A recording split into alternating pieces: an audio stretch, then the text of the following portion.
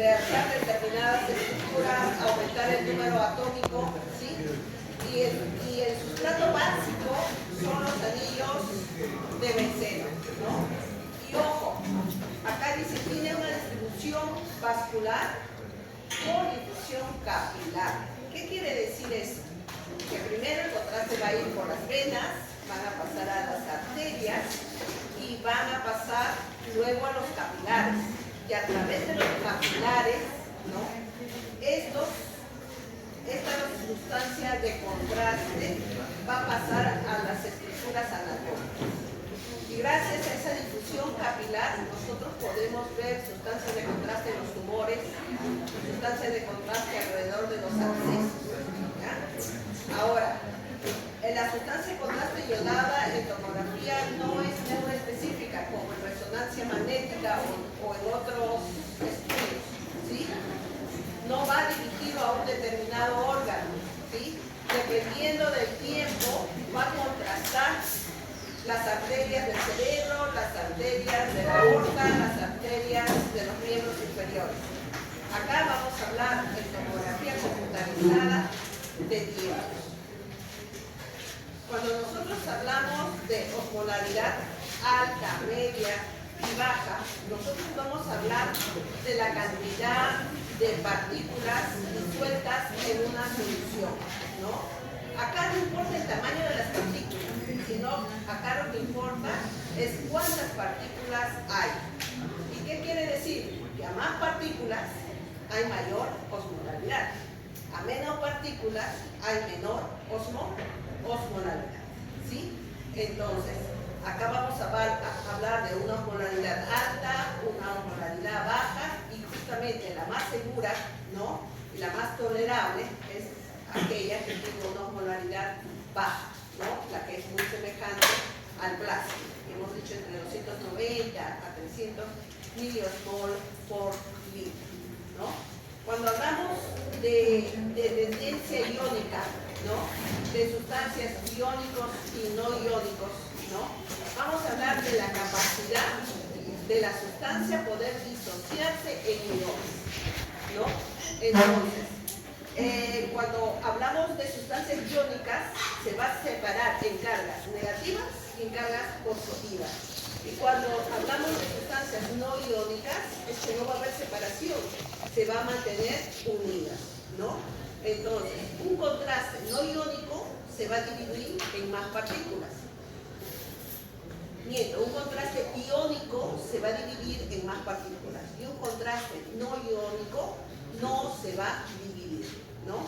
Entonces, si se va a dividir en más partículas un contraste iónico, ¿qué quiere decir? Que va a haber más osmolaridad, ¿sí? Y un contraste no iónico con menos partículas va a haber menos osmolaridad. Entonces, ¿qué nos conviene a nosotros? Tener un contraste no iónico, ¿sí? Y cuando hablamos de estructura molecular, en contrastes monoméricos y diméricos, vamos a hablar de los átomos que están dentro de estas moléculas, ¿no? Estos átomos, vamos a hablar de monoméricos cuando estamos hablando de un átomo de yodo, y diméricos vamos a hablar de dos átomos de yodo. ¿Quién se puede disociar con mayor facilidad en más partículas? Son los monoméricos. ¿Y quiénes se pueden no disociar, sino permanecerse más unidos, ¿sí? Y no dividirse en partículas? Son los contrastes diméricos, ¿sí? Eso es por eso que un buen contraste, estamos hablando de un contraste dimérico no iónico, ¿sí? Vamos a ver.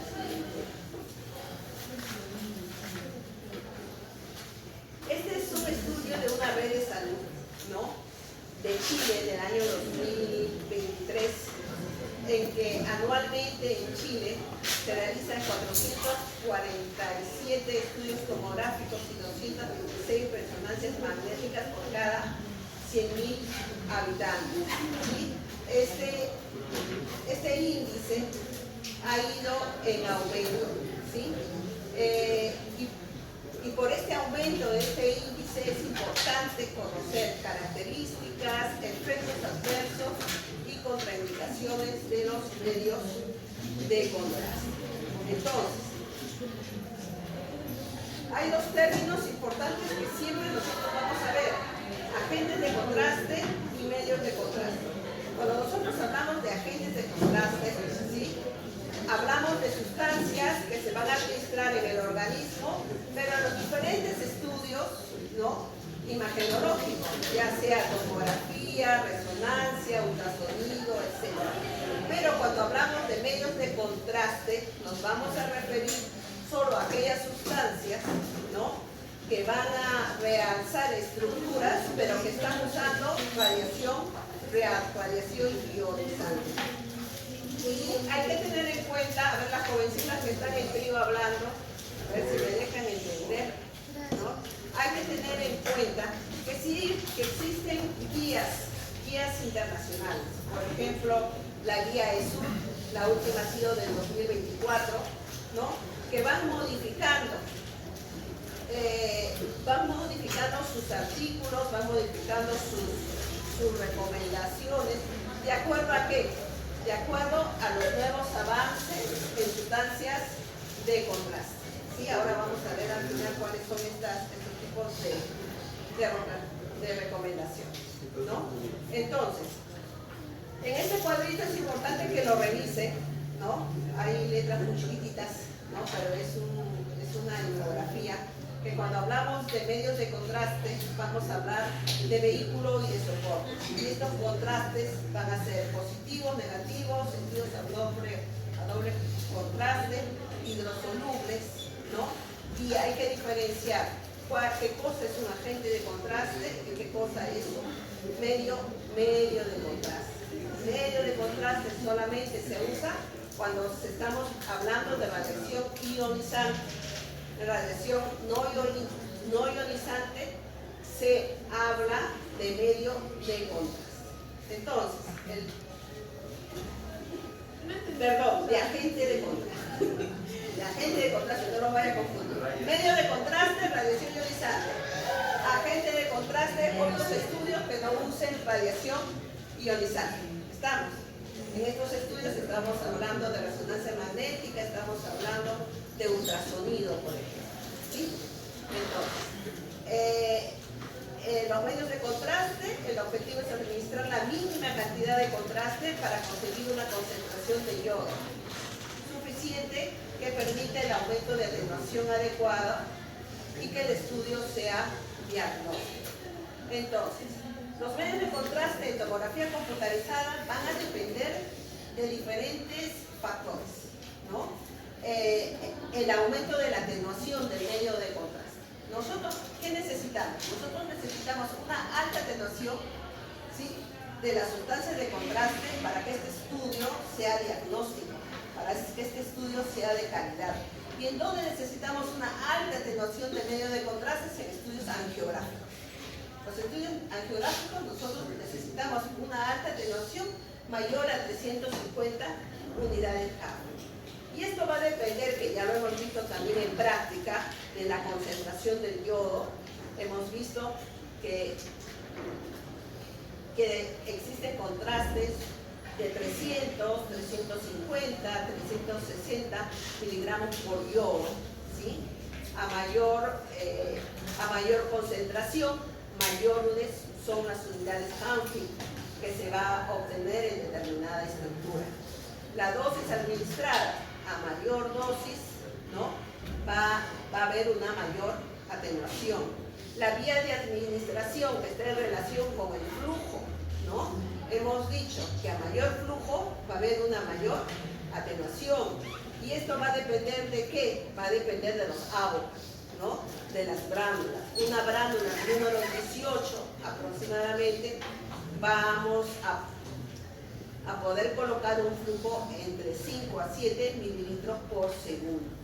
Igualmente, la tasa de inyección está en relación con la brándula y está en relación con el flujo. Si yo tengo una brándula número 22, mi flujo máximo va a ser de 2 mililitros por segundo, ¿sí?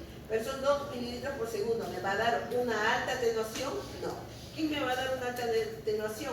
4, 5, 6, 7 mililitros por segundo, ¿sí? Peso y composición corporal del paciente. Generalmente esto está relacionado con el volumen o la masa, con la masa corporal, con el peso del paciente, y esto también está en relación con el tipo de tomógrafo, ¿no? ¿Cuánto se está aplicando? ¿Cuánto se aplicaba anteriormente por peso del paciente? Era 2 mililitros, 12 cc por kilogramo de peso. Actualmente se está aplicando 1.5 por kilogramo de peso, ¿sí? Entonces la cantidad de contraste va a depender del peso del paciente, y obviamente el peso del paciente está relacionada también con la talla del paciente, ¿no? Entonces hay que considerar igualmente el índice de masa corporal, ¿no? Ese es un factor importante que se está utilizando actualmente. Otro es el tiempo de adquisición o el timing, ¿sí? Nosotros los estudios angiográficos tenemos que obtenerlos en una fase arterial, ¿no? Y tenemos que determinar el tiempo de llegada de contraste. Generalmente una fase arterial va entre 12 a 20 segundos, una fase venosa va entre 60 a 70 segundos, una fase tardía o excretora va de entre 3 a 5 minutos. La fase tardía o excretora también es la fase de equilibrio, ¿no? O la fase de difusión capilar que hemos mencionado, ¿no? Entonces, para poder obtener el tiempo de llegada del medio de contraste, nosotros hemos visto en la práctica que existen 2 técnicas, el bolus test y el bolus tracking, ¿no es cierto? Y dependiendo de cada uno de ellos, pues se hace uso. El bolus test, nosotros aplicamos 20 cc de contraste en un solo corte, hacemos sobre ese corte 20 imágenes, ¿no? Y la máquina nos va a determinar el pico más alto de atenuación. Una vez ubicado el pico más alto de atenuación, que es, por ejemplo, a los 20 segundos de aplicar el contraste, yo para hacer el estudio de determinada estructura, esos 20 segundos es el delay de mi equipo para empezar la adquisición. Y el bonus tracking es cuando colocamos un ROI en determinada estructura, pasa el contraste en esa estructura y yo le digo a la máquina, cuando el contraste esté en esta estructura y cuando sientas unidad de Hanford, va a empezar la adquisición, ¿ya? Eso es el bonus tracking, ¿sí? Entonces, el mensaje acá es que no solo va a importar cuánto contraste vamos a aplicar, sino cómo, cuándo y a qué velocidad lo estamos administrando y a qué tiempo, ¿sí? Entonces, de acuerdo a estas guías que he mencionado y en la que ya me estoy basando, que es la de ESUR del 2024, existen efectos adversos a los medios de contraste, ¿sí? Y la frecuencia de estos efectos adversos es aproximadamente del 5 a 8% de la población. ¿Qué quiere decir? Del 0.9 por 100.000 habitantes tienen efectos adversos a los medios de contraste, ¿no? Generalmente las reacciones adversas a los medios de contraste iodados no están bien definidos y pueden variar de una institución a otra, ¿no? Y las instituciones que delimitan cuáles son estas reacciones adversas son la ESUR y el ACR, ¿no? American College de Radiología. ¿Cuáles son las reacciones? ¿Cuáles son los efectos adversos a los medios de contraste? Existen 2. Uno, que son las reacciones alérgicas a los medios de contraste, que está dado por la hipersensibilidad y mediados por mecanismos inmunológicos, ¿sí? Y el otro son las reacciones fisiológicas a los medios de contraste, que no son reacciones alérgicas, sino están relacionadas a los efectos farmacológicos y físicos de los medios de contraste. Cada uno de ellos tiene reacciones leves, moderadas y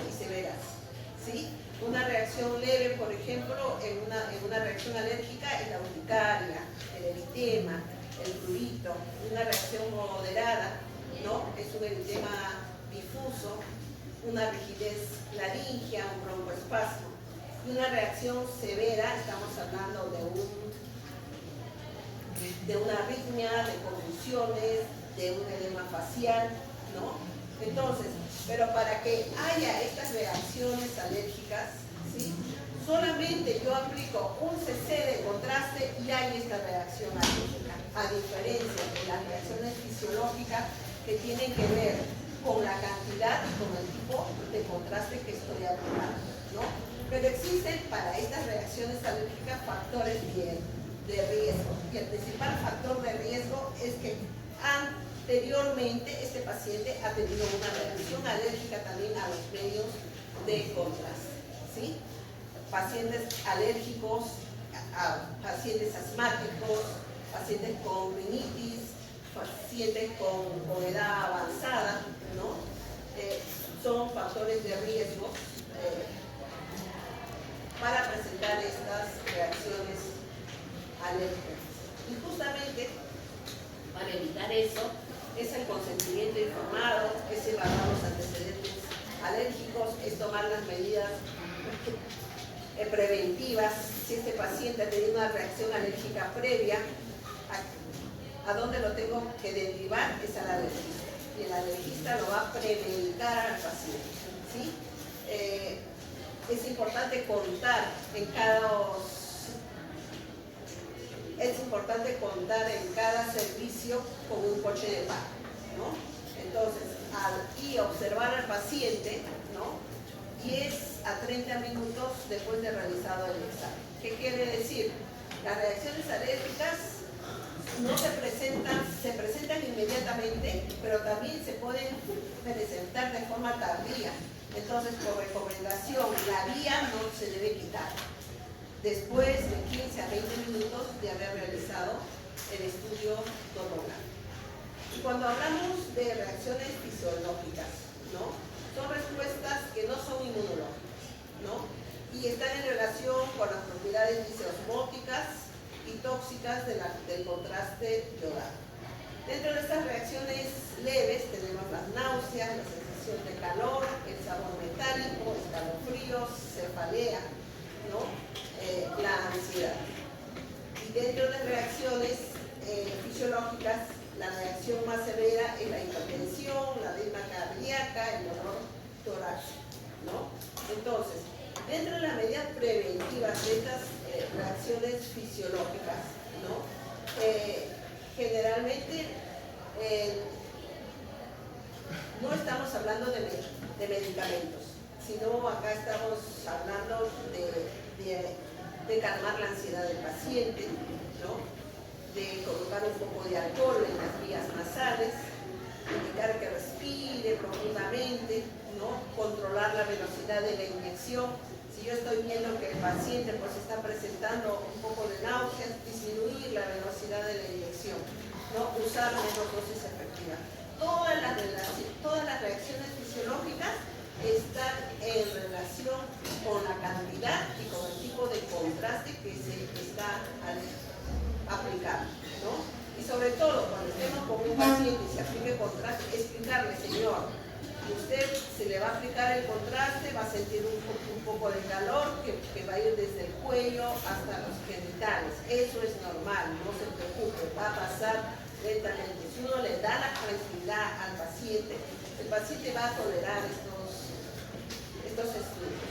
Y las reacciones según el tiempo de aparición. Tenemos las reacciones agudas en los primeros 60 minutos, que también son leves, moderadas y graves.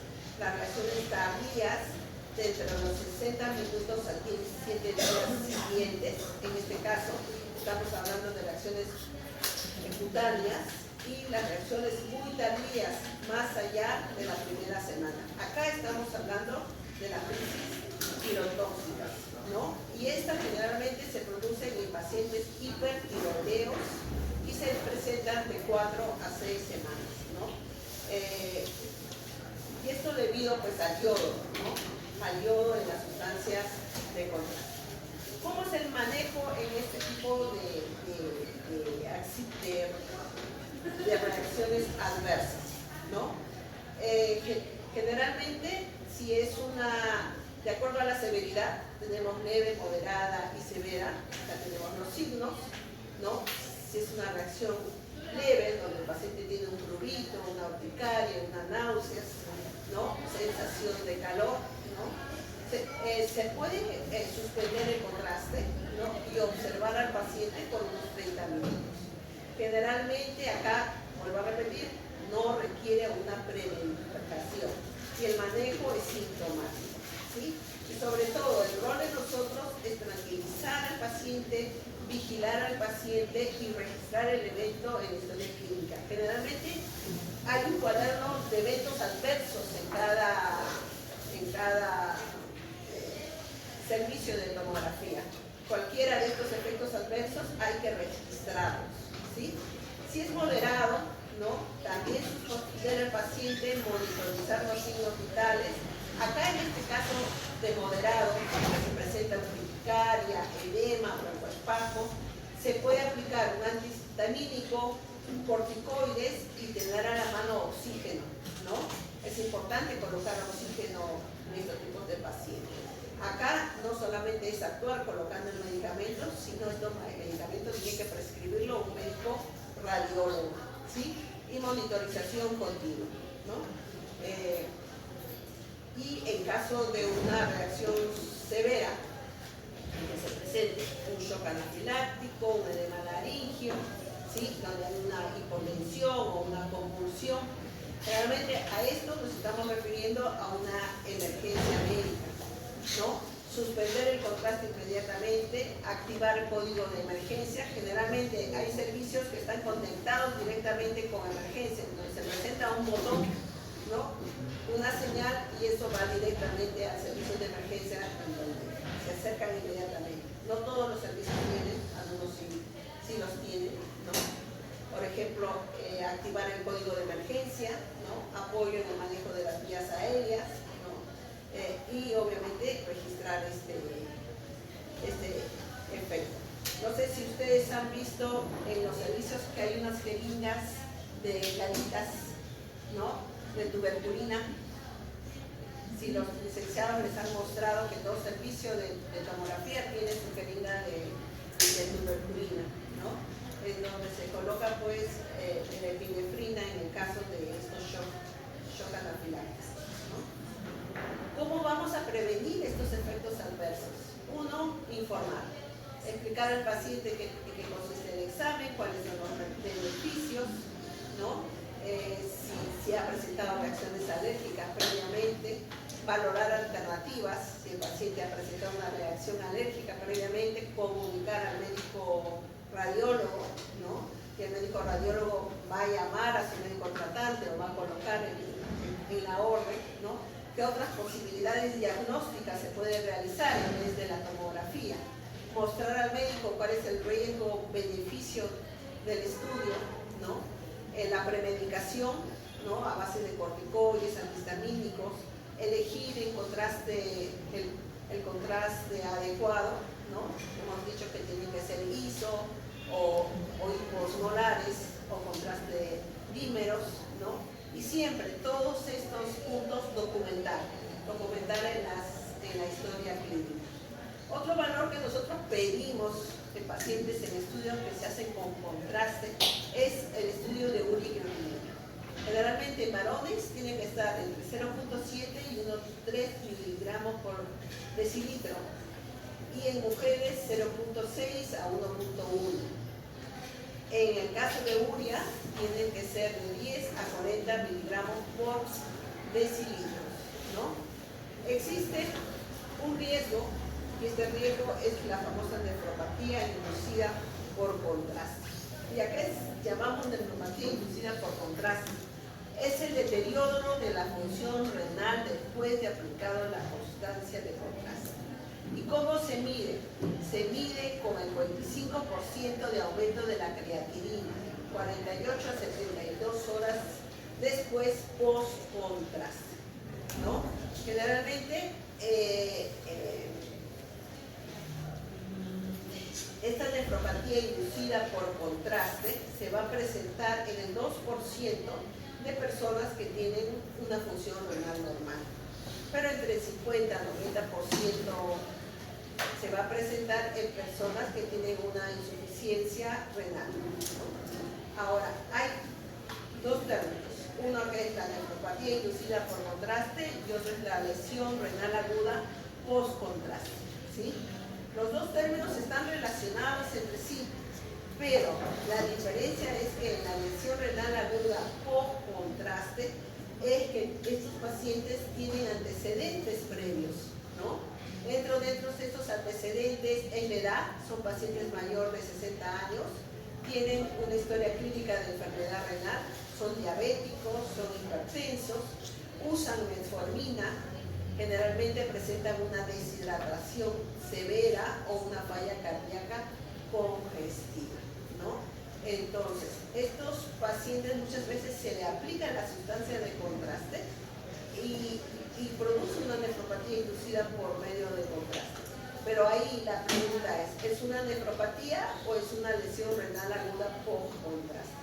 Generalmente había el temor antiguamente por el tipo de contraste que se usaba, a todos se llamaba nefropatía inducida por contraste. Actualmente hay estas dos disociaciones, ¿es lesión renal aguda o es nefropatía? Generalmente es nefropatía siempre y cuando la función renal sea normal, ¿no? Y es una lesión renal aguda siempre y cuando hayan estos antecedentes. Entonces, acá hay una serie de definiciones y criterios, ¿no? Por ejemplo, la nefropatía asociada es el deterioro de la función renal posterior al contraste con relación temporal. Y la nefropatía inducida es la relación causal, directa y atribuida al contraste. Entonces, ¿quién va a causar la nefropatía? Es justamente la sustancia de contraste que estamos aplicando. Y en el otro caso es una relación temporal, porque existen otros factores asociados. Hemos dicho la edad, hemos dicho la diabetes, ¿no? Hemos dicho la hipertensión. ¿Existe una relación demostrada con el contraste? En la nefropatía asociada no, pero en la nefropatía inducida sí hay una relación directa con el contraste. El tiempo de aparición siempre se va a dar entre las 24 y 48 horas después de aplicado el contraste. Y la causalidad, ¿no?, en la nefropatía es directamente atribuida al contraste. La frecuencia, generalmente la nefropatía asociada es más frecuente y la inducida es menos frecuente, ¿no? ¿Cuáles son los factores de riesgo? Uno de los factores de riesgo en la nefropatía asociada es la tasa de filtración glomerular menor a 60 mililitros por minuto y la diabetes mellitus. Y la nefropatía inducida tenemos la tasa de filtración menor a 30 mililitros por minuto, la diabetes, la hipovolemia, el uso de fármacos nefrotóxicos y la edad avanzada, ¿sí? Entonces, actualmente es el término de nefropatía asociada es un término más usado, ¿no? Y en este caso, en la nefropatía asociada, quiere decir que el contraste puede contribuir al daño renal. En cambio, en la nefropatía inducida, el contraste es causante del daño renal, ¿sí? Cuando hablamos de nefropatía asociada, estamos hablando de una relación temporal, no causal. En cambio, cuando estamos hablando de una nefropatía inducida, estamos hablando de una relación causal, ¿sí? Y todo esto tiene que ver con ¿qué? Con este término que se llama la tasa de filtración glomerular. La tasa de filtración glomerular, fíjense, nosotros hemos hablado de examen de urea, de examen de creatinina, ¿sí? Si un paciente viene con examen de urea y creatinina con valores normales, yo le realizo el examen. Pero si este paciente es un paciente diabético, es un paciente mayor de 65 años, es un paciente hipertenso y que tiene una urea, una creatinina que está en el límite, ¿no? Entonces, ¿qué es lo que voy a hacer? Voy a sacar filtración glomerular. Voy a calcular la tasa de filtración glomerular para ver si puedo o no puedo realizar el examen, ¿no? En este examen se utiliza para verificar cómo están funcionando los riñones. Específicamente va a brindar un cálculo aproximado de la cantidad de sangre que pasa a través de los glomérulos por minuto, ¿sí? ¿Cómo se realiza este examen? Se saca un examen de sangre en donde se va a medir la creatinina en la sangre, ¿sí? Se pide al paciente su edad, su peso, hay valores que hay que determinar, por ejemplo, el género, la altura. En algunas fórmulas se consideraba la raza, actualmente ya no se considera la raza y se aplica a la fórmula. Por ejemplo, dentro de esta fórmula, el valor que se da a la mujer es 1 y al valor 1.159, ¿no? Entonces, se aplica la fórmula. Por ejemplo, una de las fórmulas es de Gould, ¿no? En donde se dan, o nosotros colocamos la edad, el peso y el valor de la creatinina, y automáticamente la fórmula nos va a dar el valor de la tasa de filtración glomerular. ¿Qué es lo que tenemos que hacer? Descargarnos en nuestro celular, buscar las fórmulas que se usan para tasa de filtración glomerular. ¿Qué es lo segundo que tenemos que hacer? Aplicar estas fórmulas. Y el resultado de las fórmulas lo vamos a comparar, ¿sí? ¿Qué nos dice? Que la nefropatía inducida por contraste, ¿no? Se va a dar ¿en qué casos? ¿Y en qué casos no vamos a realizar el estudio tomográfico? Cuando la tasa de filtración glomerular es mayor a 90, quiere decir que no existe ningún daño renal, ¿no? Cuando la tasa de filtración está entre 60 a 89, hay una disminución leve de la tasa de filtración glomerular. Entre 30 a 59 hay una disminución moderada. Entre 15 a 29 hay una disminución grave. Cuando hay una falla renal, que generalmente los pacientes van a diálisis, cuando es menor a 15, ¿no? La tasa de filtración glomerular. Cuando no se hace un estudio tomográfico, cuando la tasa de filtración glomerular es menor a 30. Cuando se hace un estudio tomográfico, pero recurriendo a ciertas precauciones, como por ejemplo la hidratación del paciente, cuando la tasa de filtración glomerular es de 30 a 50. Entonces, si estos pacientes tienen todas estas características, ¿no? La edad, la comorbilidad, la hipertensión, ¿no? Y el resultado de tasa de filtración va entre 30 y 59, yo le digo a la enfermera o yo le digo al paciente que tome agua antes de realizar el estudio y que tome agua después de realizar el estudio. Lo importante acá, más que tomar el agua por vía oral, se le hidrata al paciente por vía endovenosa, ¿sí? Entonces, para intentar disminuir la nefrotoxicidad, ¿no? Se recomienda hidratar al paciente, ¿sí? Utilizar contrastes hiposmolares o isosmolares, disminuir la dosis de contraste, evitar otros fármacos nefrotóxicos, y se recomienda hacer un seguimiento de la función renal. ¿Qué quiere decir? Que de las 24 a 48 horas se le indica al paciente que se realice un estudio de laboratorio de creatinina, ¿sí? Otra característica es el paciente diabético que usa metformina.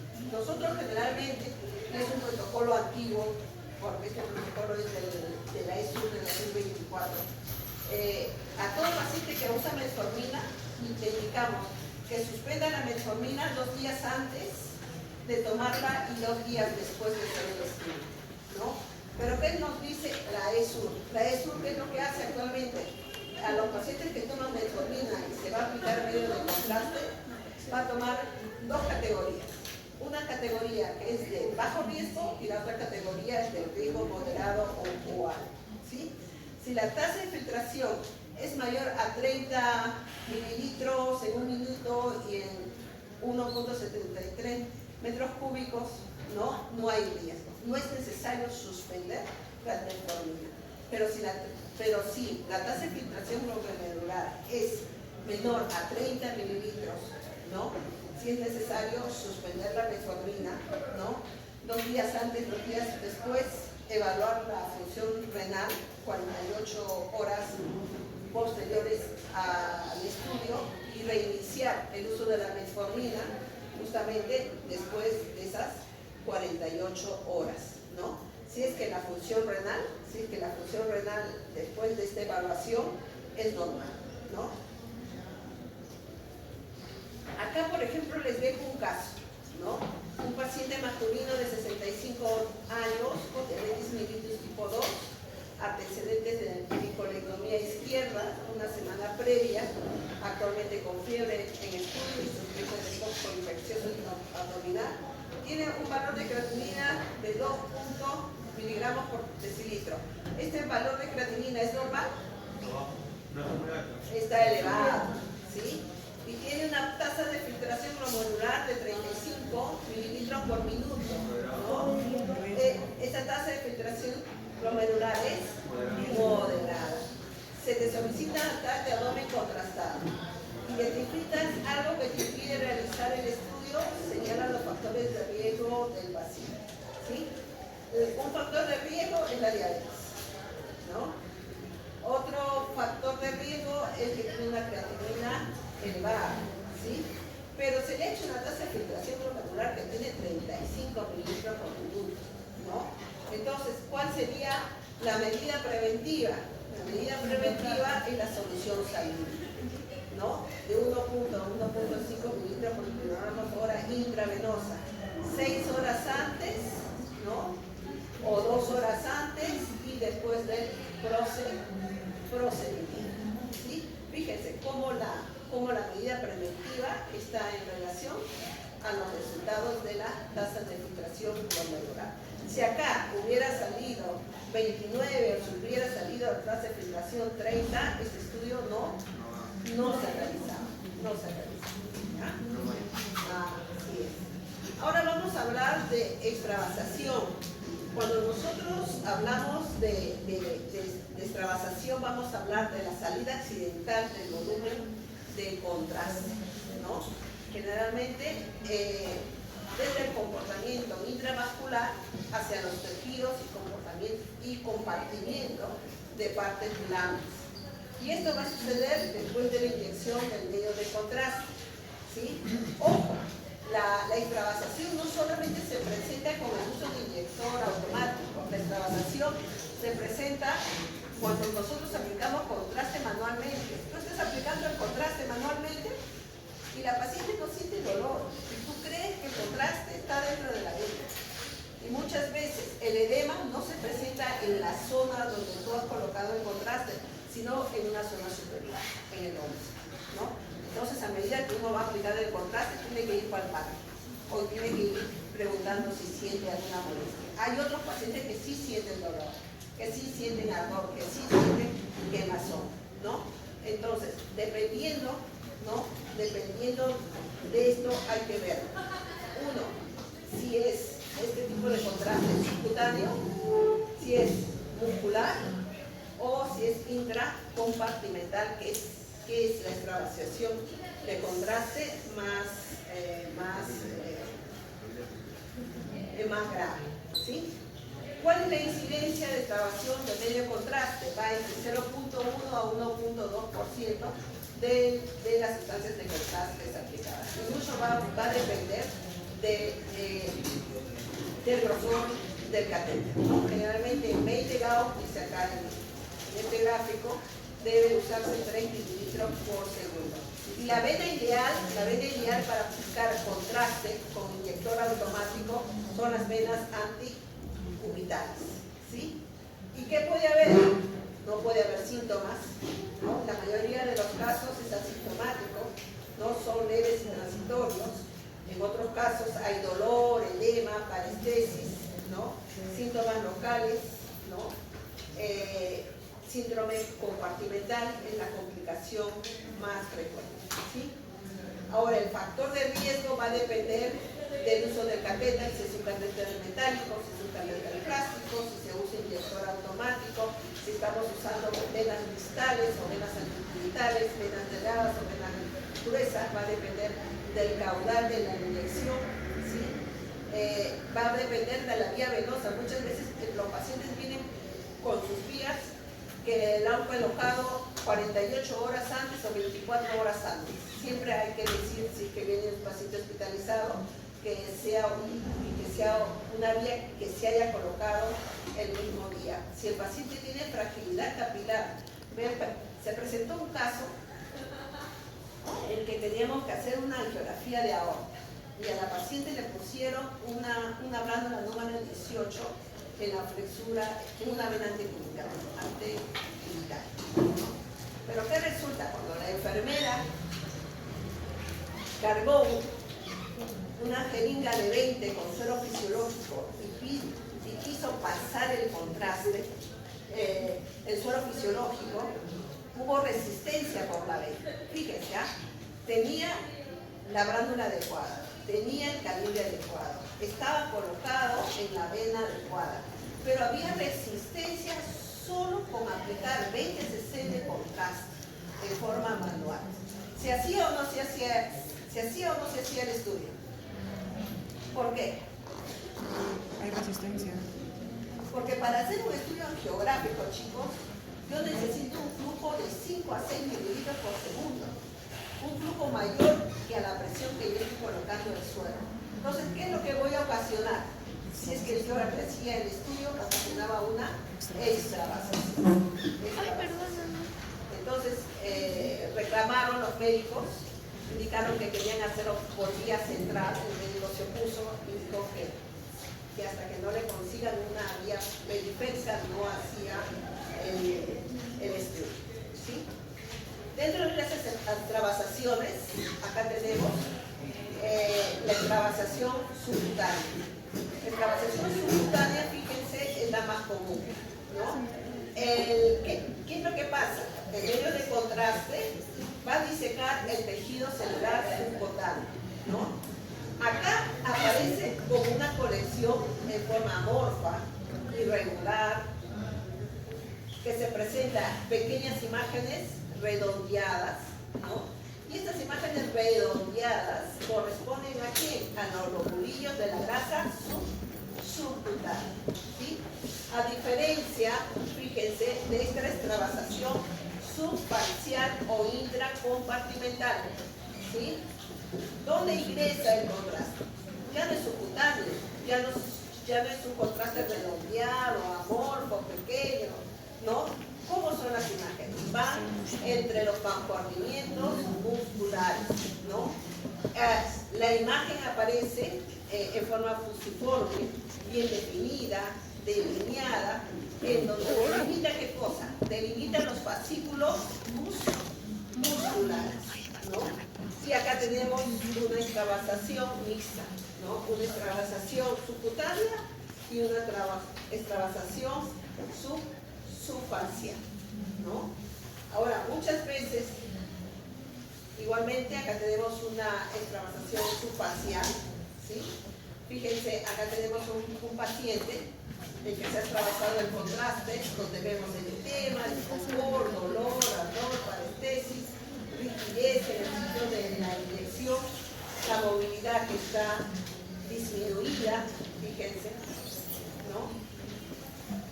¿Cuál es el tratamiento que se realiza?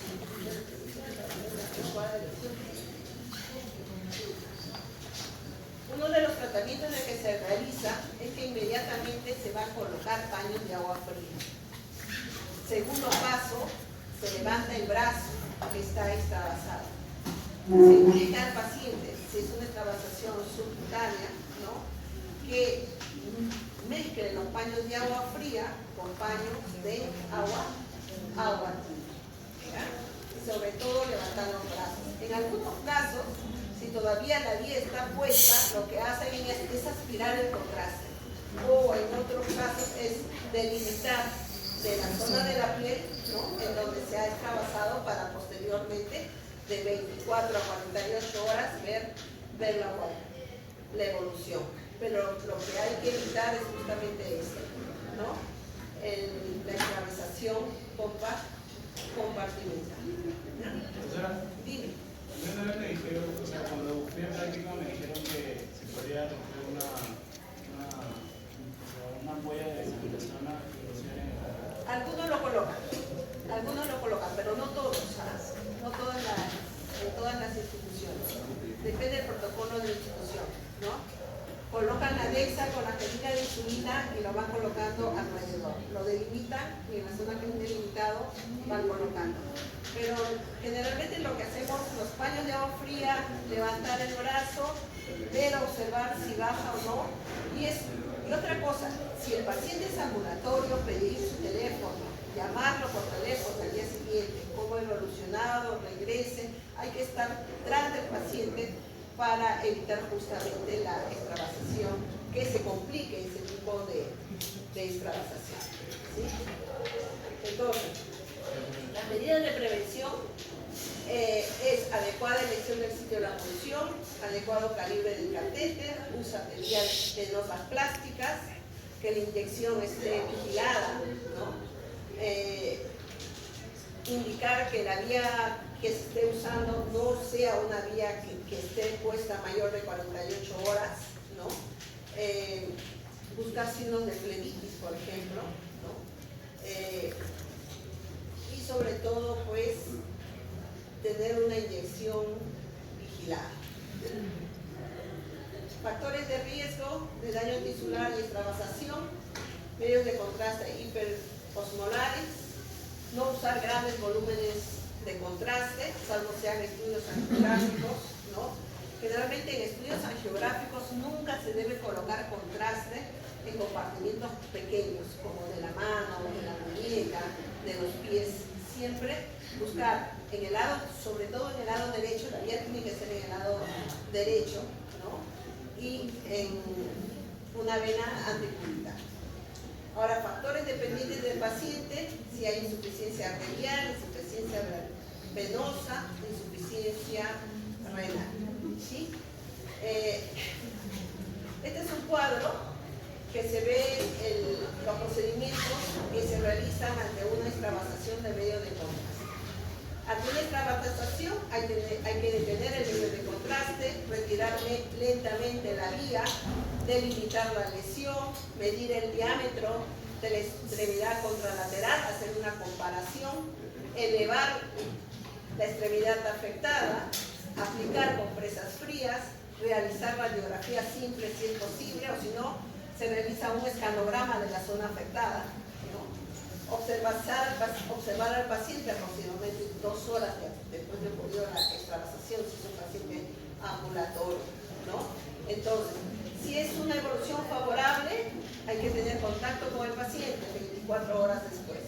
Si es una evolución desfavorable, ¿no?, mayor a 100 mililitros, ver si hay un dolor progresivo, si hay una parestesis, si hay ausencia de pulso, si hay aparición de vesículas, signos de necrosis tisular, ¿no?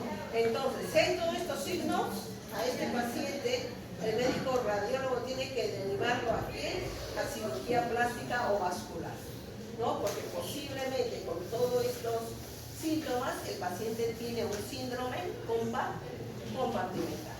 ¿Ah? Fíjense este cuadrito, ¿eh? Este es muy interesante y sintético de todo lo que hemos hablado.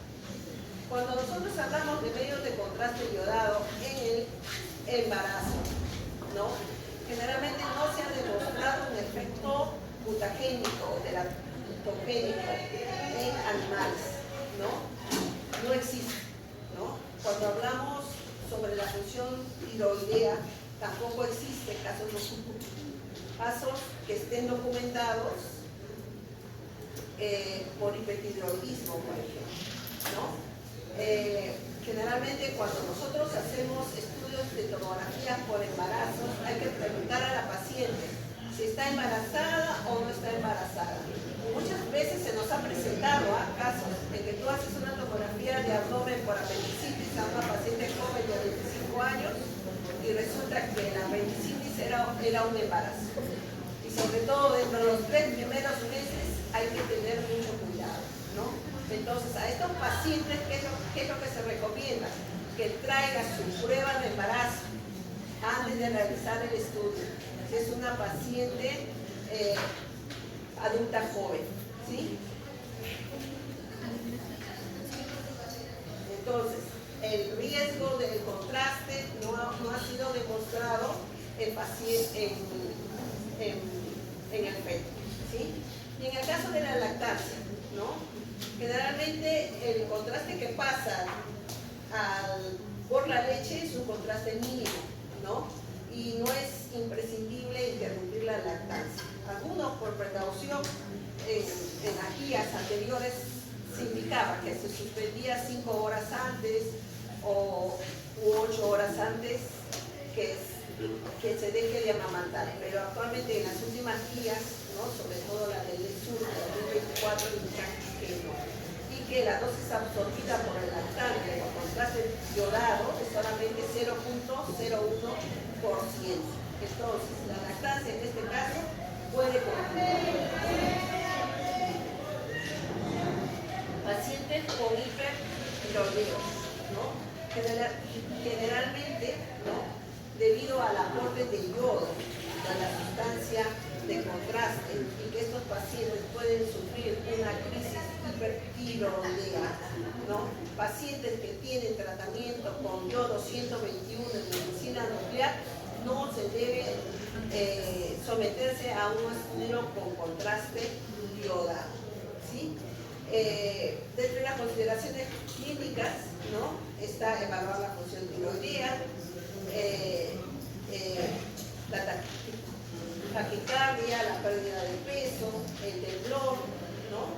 Y se recomienda no realizar el estudio en pacientes que están sometidos a tratamientos por hipertiroidismo o por ocio, ¿no? Ante esto se le pregunta al médico, ¿usted tiene algún tratamiento por hipotiroidismo? Sí, señorita, me están aplicando yodo 121 durante un mes en el Centro de Medicina Nuclear.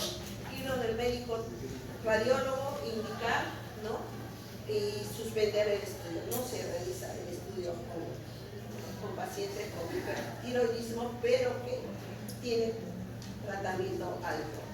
Existen tumores como el feocromocitoma, ¿no? En que la sustancia de contraste puede ocasionar una crisis hipertensiva, ¿no? Por la alta osmolaridad, ¿no? En este caso, pues, sobre todo hay que usar los contrastes no iónicos e isoosmolares, ¿no? Los medios de contrastes enterales, ¿no? Por ejemplo, acá en este caso, por vía oral, este es un contraste enteral, ¿sí? En donde se ha usado 1 litro de agua con 20 cc de yodo. Y este es un contraste enteral en donde solamente se ha usado agua, ¿no? Entonces, acá es un contraste neutro negativo. Acá es un cuadro comparativo del contraste, ¿no? De los contrastes enterales, está con el uso de bario, el uso neutro de agua y el contraste varietado en un corte coronal, ¿no? Entonces, es importante el uso de contrastes orales porque nos permite diferenciar el contorno, ¿no? El contorno de las asas intestinales. Igualmente acá, ¿no? El contraste con bario, con agua y una reconstrucción en 3D de sustancia validada, ¿no? Entonces, el objetivo del contraste que nosotros vamos a usar depende de qué cosa queremos evaluar, ¿sí?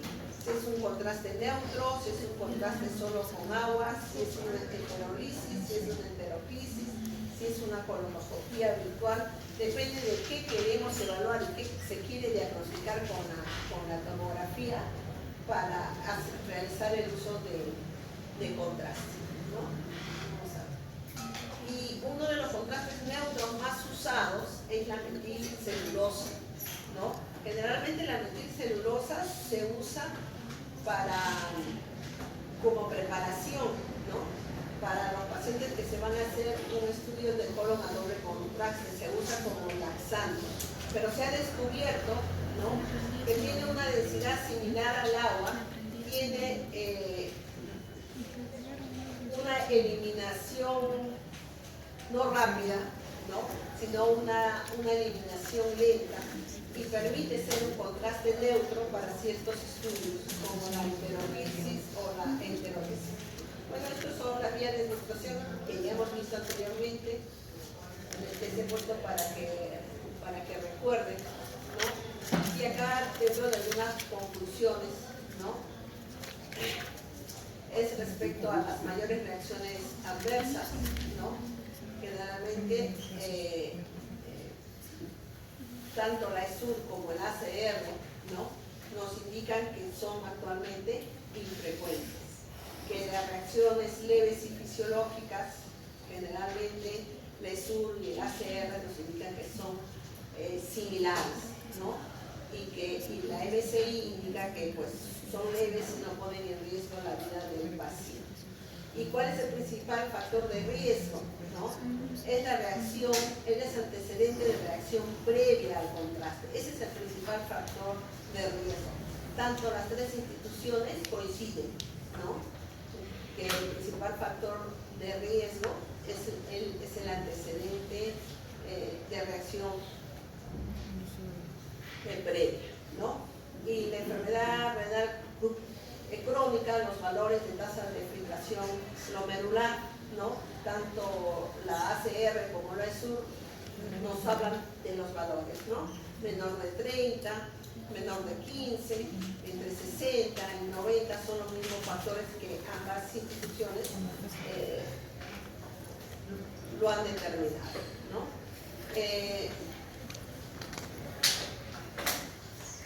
Con respecto a hay los puntos de mayor discrepancia, ¿no?, eso es respecto a la premedicación, ¿no? Algunos sí recomiendan una premedicación, ¿no?, previa al uso del medio de contraste. La ESUR no recomienda premedicación veterinaria y la ACR sí permite una premedicación, ¿no? Entonces, la ESUR, por ejemplo, no recomienda una profilaxis, no hay evidencia científica suficiente, ¿no?, y la ACR sí recomienda una profilaxis, ¿no? Entonces, actualmente el manual del 2024, ¿no?, recomienda que los protocolos al uso de medios de contraste tienen que ser individualizados de acuerdo a las características y a los factores de riesgo de cada paciente, ¿no? Se recomienda, dice, antes se recomendaba un ayuno de 8 horas, después se cambió a de 6 horas, y actualmente con esta guía dice no se recomienda el ayuno universal ni la suspensión sistemática de metformina en pacientes con función renal estable, ¿sí? Pero igual el protocolo, por ejemplo, en mi servicio nosotros indicamos un ayuno mínimo de 3 horas, ¿no? Eso ya depende de cada institución. Mayor claridad en el manejo de eventos adversos, ¿no? Generalmente esta guía define, dice con precisión, cuándo premedicar, cuándo hacerlo y cómo tratar las reacciones adversas según la gravedad, ¿no? Inclusión de nuevas rutas de acceso, ¿no? Recomienda, dice, aplicación de contraste de uso intraóseo y se actualicen técnicas de administración intravenosa, ¿no? Y igualmente esta guía tiene un enfoque de seguridad y calidad, ¿no?, para minimizar sobre todo la nefropatía inducida por el medio de contraste. Ya, chicos, esto es sobre uso de medios de contraste. Ya se acabó la hora. Ya se acabó la hora.